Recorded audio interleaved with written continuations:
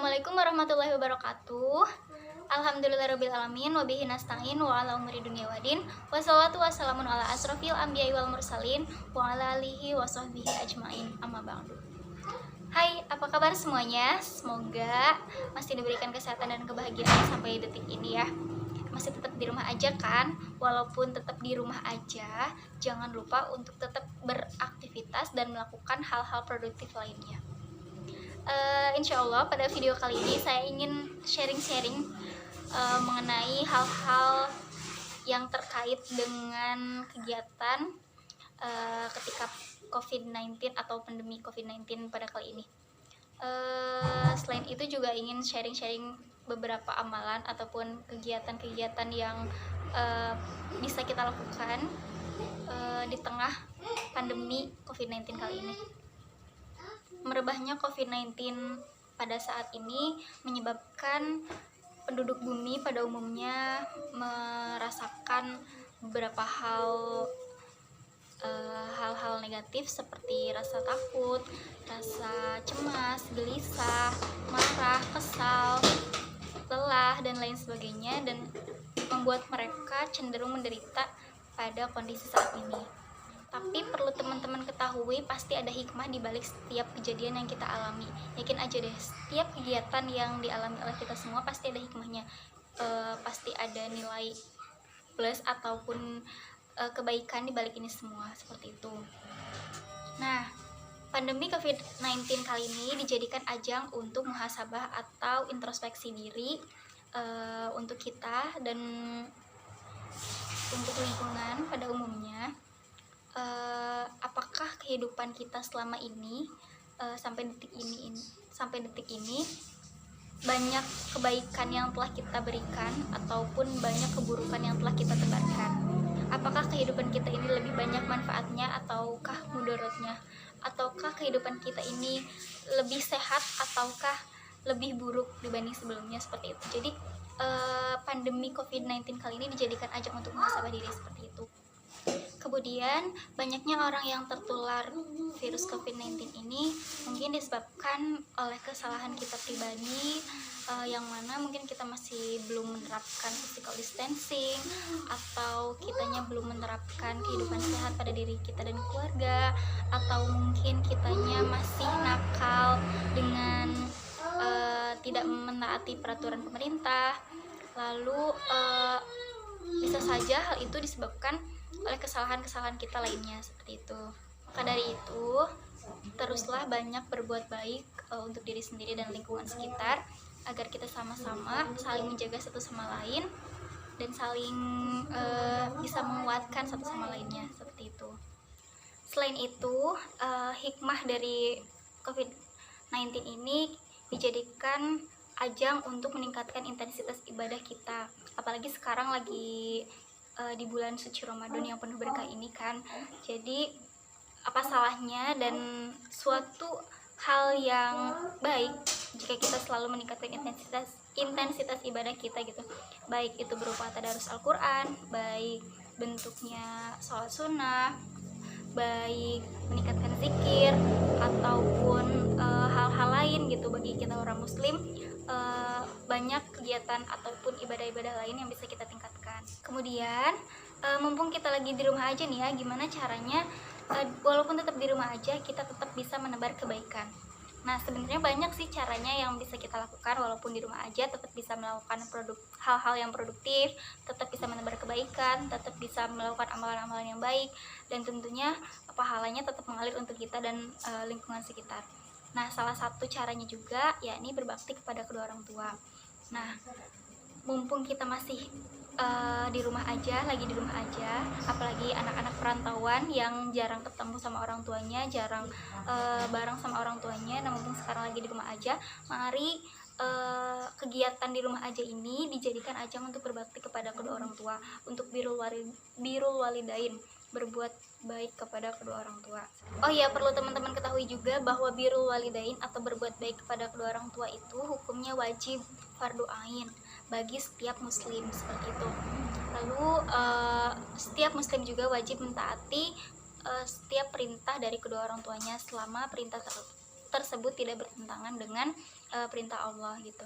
Sebagaimana diatur dalam hadis, tidak ada ketaatan kepada seorang pun di dalam bermaksiat kepada Allah, sesungguhnya ketaatan itu hanya di dalam kebajikan.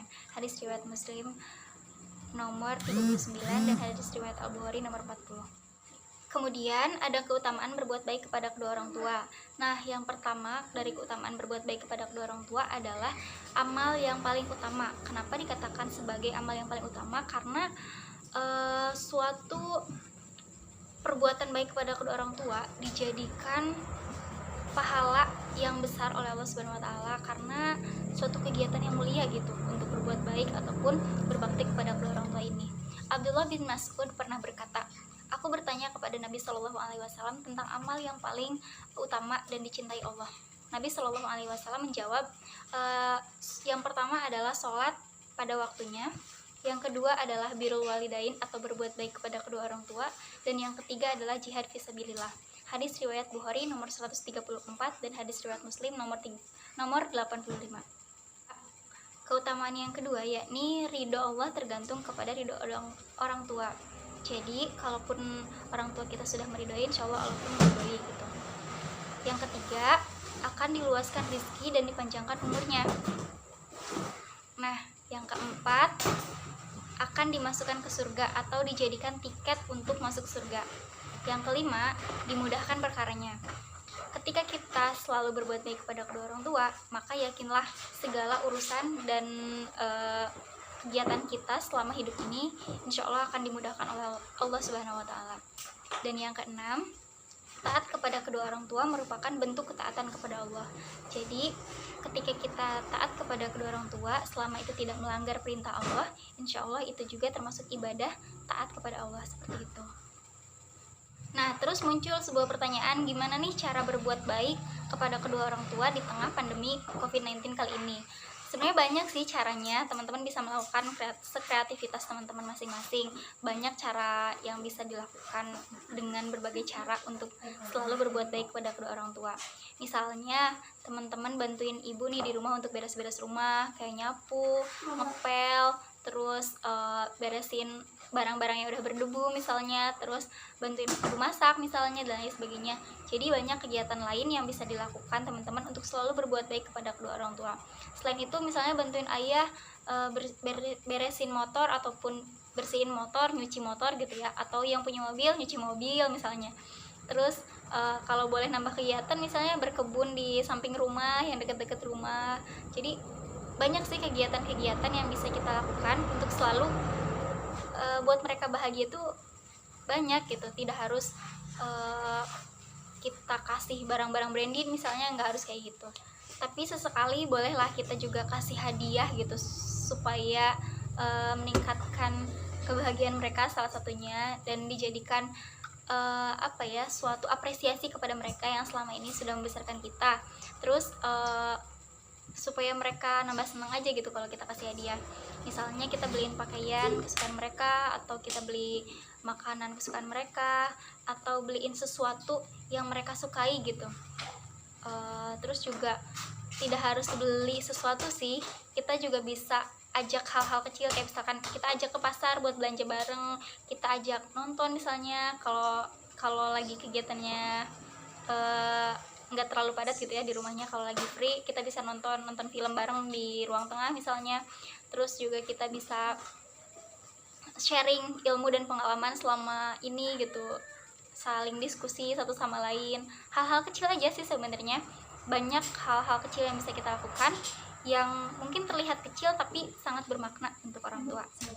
Ya intinya kalau ingin buat orang tua bahagia ataupun ingin selalu memberikan kebahagiaan dan menebar kebaikan kepada kedua orang tua, sebenarnya tidak sulit ya caranya, mudah-mudah aja gitu. Nggak harus selalu berikan materi, nggak harus selalu berikan hal-hal yang mahal, yang besar dan lain sebagainya, nggak harus yang kayak gitu gitu. Karena orang tua mah melihat kita sehat aja tuh udah seneng gitu. Lihat kita sehat, mereka mah udah bahagia gitu. Jadi apalagi kalau kita selalu berbuat baik kepada mereka dan selalu mendoakan mereka, betapa bahagianya mereka. Kemudian jangan lupa untuk selalu mendoakan mereka, untuk selalu mendoakan kebaikan dan kebahagiaan untuk mereka. Jangan lupa doakan juga semoga orang tua kita selalu sehat, diberikan rezeki, kelapangan hati, kemudian diberikan ketenangan lahir dan batin, kebahagiaan dunia dan akhirat gitu. Terus diberikan keturunan yang soleh dan soleha, dan doakan apapun yang menjadi kebaikan untuk mereka semua. Kemudian muncul lagi pertanyaan selanjutnya, bagaimana cara berbakti kepada kedua orang tua yang sudah wafat nih. Ya sebenarnya banyak ya namanya berbakti kepada kedua orang tua. Walaupun sudah wafat, kita tetap bisa berbakti kepada mereka gitu. Salah satunya dengan cara mendoakan, ampunan untuk mereka, minta ampunan untuk mereka, terus minta diberikan kelapangan kuburnya juga, doakan sebagaimana mestinya gitu. Tidak harus menggunakan bahasa Arab. Jika kita sulit ataupun belum terlalu mumpuni gitu untuk mendoakan menggunakan bahasa Arab, kita bisa menggunakan bahasa sehari-hari, karena Allah pasti memahami doa dan maksud dari isi hati kita gitu. Karena ada 3 amalan pahala yang terus mengalir walaupun kita sudah meninggal. Yang pertama adalah sedekah jariyah, yang kedua adalah doa anak yang soleh, dan yang ketiga adalah ilmu yang bermanfaat. Jadi doa anak yang soleh insya Allah pasti bakal dikabulkan gitu. Oke, jadi kayak gitu ya teman-teman. Walaupun kita sekarang di karantina ataupun berada di rumah aja gitu, yang namanya berbuat kebaikan mah tetap harus jalan ya teman-teman. Jangan sampai kita terlena karena di rumah aja jadi ngerem aja gitu ya di kamar gitu, diem aja, nggak melakukan hal-hal yang bermanfaat. Jangan sampai kita diem aja gitu. Kalau bisa ya terus-terusan belajar. Yang namanya belajar dan melakukan hal-hal yang produktif mah harus terus dilakukan gitu ya. Dan jangan lupa untuk bantuin orang tua, untuk selalu berbuat baik kepada orang tua dan lingkungan sekitar. Nah kayak gitu teman-teman, mungkin hanya sekian yang dapat saya sampaikan melalui video kali ini. Semoga apa-apa yang saya sampaikan ini bisa bermanfaat untuk kita semua. Saya mohon maaf jika ada perkataan ataupun perbuatan yang kurang berkenan di hati teman-teman semua. Semoga kesehatan dan kebahagiaan selalu menyertai kita semua ya. Tetap di rumah aja, stay safe, stay healthy, and don't forget pray to God every time, everywhere. We can do that. Terima kasih. Wassalamualaikum warahmatullahi wabarakatuh.